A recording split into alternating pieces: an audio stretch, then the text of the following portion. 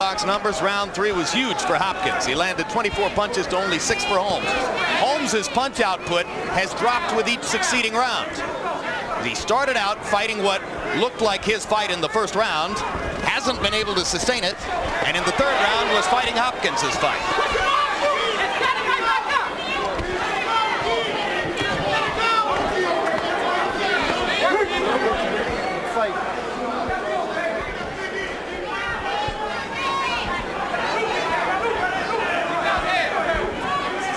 Sometimes it's good to let a guy like Hopkins spend himself by throwing all those low and high blows and just keep your jab in his chest and in his chin, on his chin. Harold, how do you have it through the first 3? Okay, Jim, 3-0, 30-27, Bernard Hopkins. Jim, I got to tell you, Bernard Hopkins, interestingly enough, starts out circling the wrong way, goes to the right. Keith Holmes should pop him with the straight left. He can't pull the trigger. Another thing, when they get in close, Keith Holmes doesn't grab Bernard behind the elbows. Therefore, Bernard can work on the inside before Smokey yells break. You got to grab Bernard Hopkins behind those elbows and tie him up, or he's just going to keep working inside. Break. Come on, get out. Oh, you don't want to bend your neck like that with a guy like that. He's a fish out of water inside, isn't he, George? I mean, he's just not comfortable fighting in close quarters, and it's obvious here. When your neck get bent like that, then the rest of your energy goes.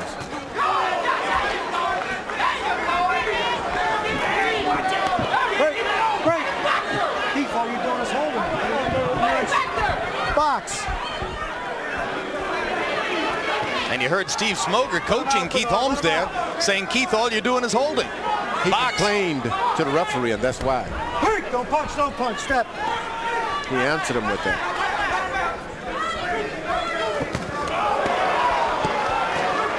Hopkins is stepping in and leading with right hands to the chest and the belly.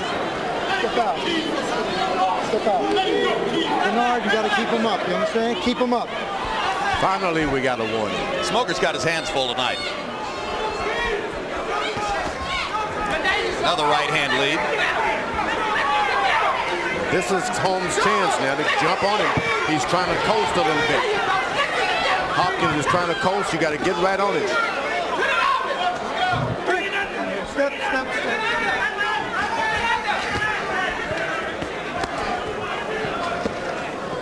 Keep him up, Bernard. Keep him up. Hopkins landed the little low blow. Holmes looked right at the referee. Now look. Holmes is about an inch or an inch and a half taller than Hopkins. His trunks are about 4 inches taller than Hopkins' trunks. Good observation there.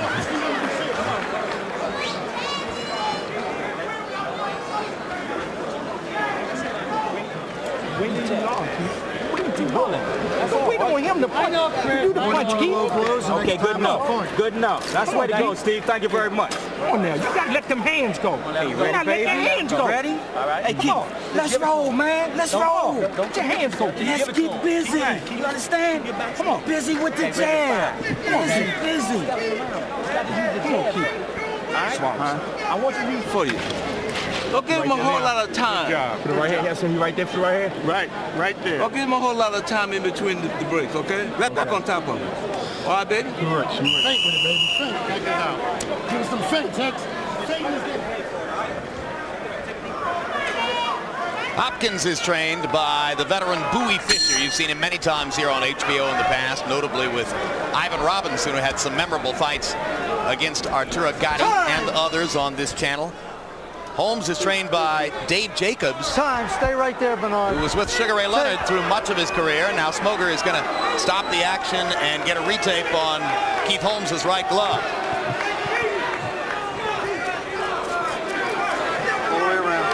The thing I've noticed about Holmes, George, is that he isn't really using the jab effectively. He's not trying to throw it hard. He's not working it.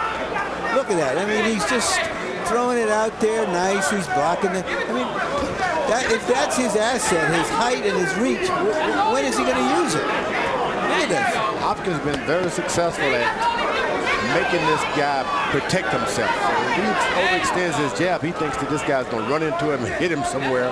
Well, if he's afraid to throw his best weapon, then he's giving up on the fight. That's it. That's well said. Let him out, Bernard. Let him out. Hands up, keep him up, Bernard. Body shot by Holmes was his most effective punch so far. Hopkins coming back with body shots of his own. I think it's the right time for Holmes to open up now. Hopkins has been spending himself, reaching and jumping in as much. Get right back on him. He's tired.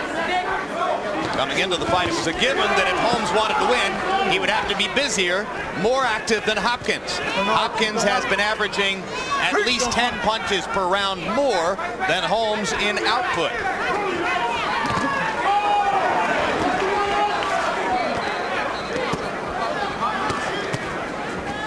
Don't punch. Don't punch. George, coming into the fight, Keith Holmes and his people were totally preoccupied with the notion that Hopkins would foul them. They were talking about all the things they would discuss with the referee. Low blows, holding and hitting, holding behind the head, hitting behind the head. And it accounted for the bulk of their conversation in our fighter meeting. Does a fighter already have an advantage if the opponent is thinking all the time about the possibility that he'll be fouled? Well, the advantage is Hopkins is doing all of the above also. So he was worried about them. Now they're happening. The ref has got to do something now. Time. Low blow. Holmes winks at George Foreman.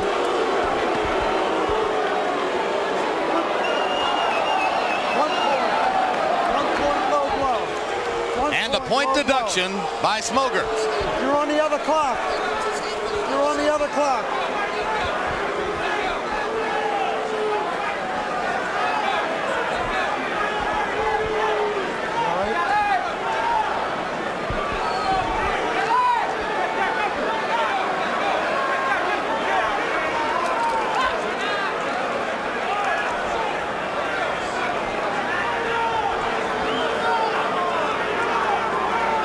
Well, when you ask Bernard Hopkins what a Philadelphia fighter is, he said, nuts, bolts, and balls. And keep a left hook waiting on the burner. He's got it to 5. All right. Holmes still doesn't look comfortable, Regular clock. but he has sense to going back to the action.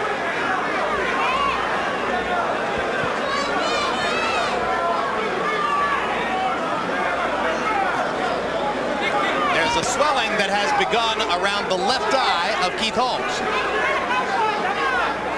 Well, the corner can work on that left eye, but those punches below the belt and on the legs that he's received, can't work on that.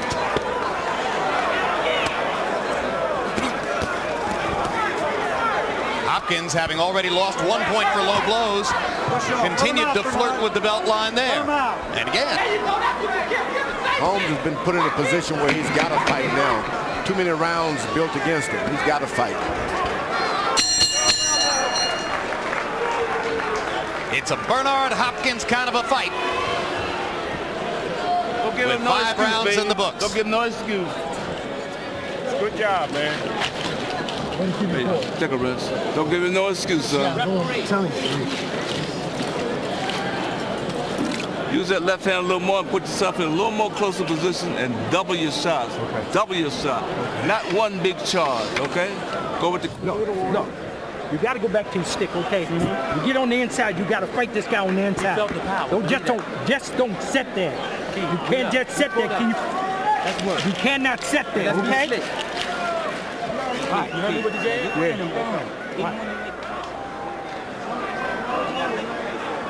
What's happening here, Larry? Well, Bernard Hopkins had to go to South America to win his middleweight title, and he's still going to South America. Some of those punches are right on the leg where it's really hard to recover.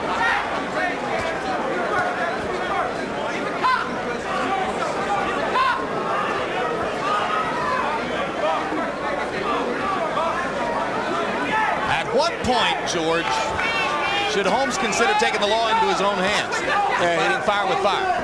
He's about 2 rounds behind on doing threats.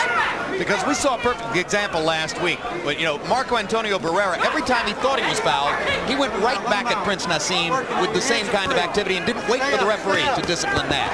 What I meant is Holmes should be more aggressive and start jumping on him with punches. You don't want to hit below the belt and get into that kind of thing because you can lose. The referee is already taking a point from your opponent. So just fight harder, huh? Just fight harder. Fight him. That's what Dave Jacobs trying to get him to do. He's equally as good a fighter as Hopkins. Jump on him. Make him protect himself.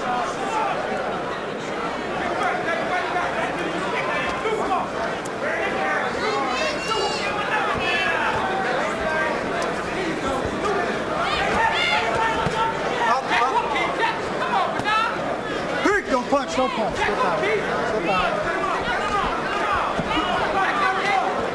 Stay up, stay up.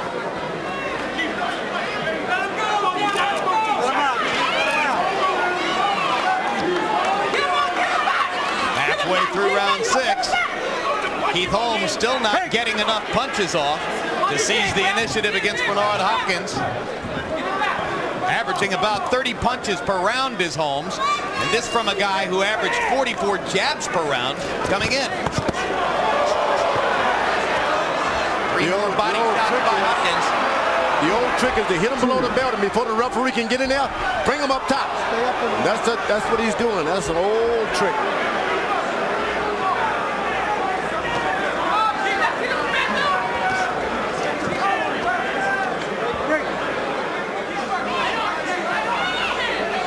Steve Smoger, another warning for Hopkins. Too many holds. You're going to get penalized. Let's go. Let's go. Well, Steve Smoger is exactly right. Too many borderline punches by Hopkins. Too much holding by Holmes. Both up. He thinks Holmes is holding, but what happens when Hopkins misses? He grabs him by the waist and pull him in, put his arms on him to make it look like he's holding. He's not doing all that much holding.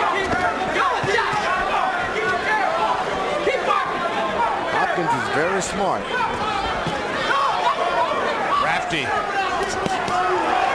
wraps the right hand like an old-time fighter, hides his chin behind his shoulder like an old-time fighter. Seizes every possible advantage, does Bernard Hopkins.